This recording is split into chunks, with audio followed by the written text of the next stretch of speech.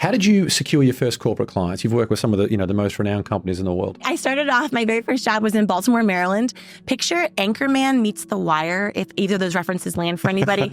But I was smiling and dialing. I was cold calling on a landline from the Yellow Pages to go present a PowerPoint presentation in person to local businesses to have them write a paper check to be on broadcast television for advertising.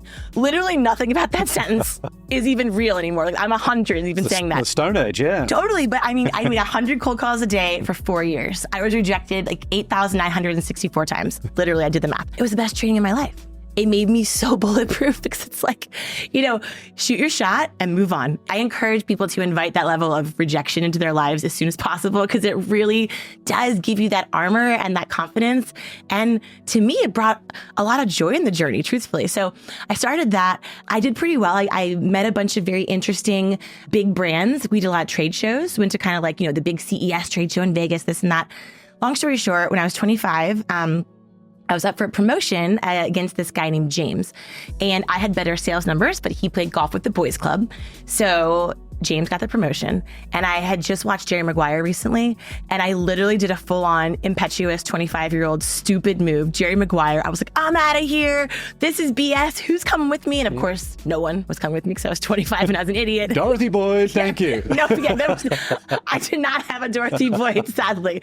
But that's when I actually started my very first company. I was 25. We were building websites and made every mistake in the book. I ended up putting $70,000 which I don't know how I got that much credit card, like runway, but I actually was getting cash advances on my personal credit card to pay for my employees that had kids. I had to shut it down within 18 months. It was an expensive, exhausting, painful, huge punch in the face of the realities of life. I went back to corporate, worked in corporate for 5 years. I started a social media program for a big company called auction.com. They're kind of like an eBay of real estate. We sold $20 million of real estate on Facebook, which was very revolutionary back then. And I parlayed that into my social media agency, which actually started very small. So kitchen table, I had one unpaid intern that I met in a dive bar down the street. And we had some local clients, they had champagne taste and a beer budget, really brutal. We worked really hard.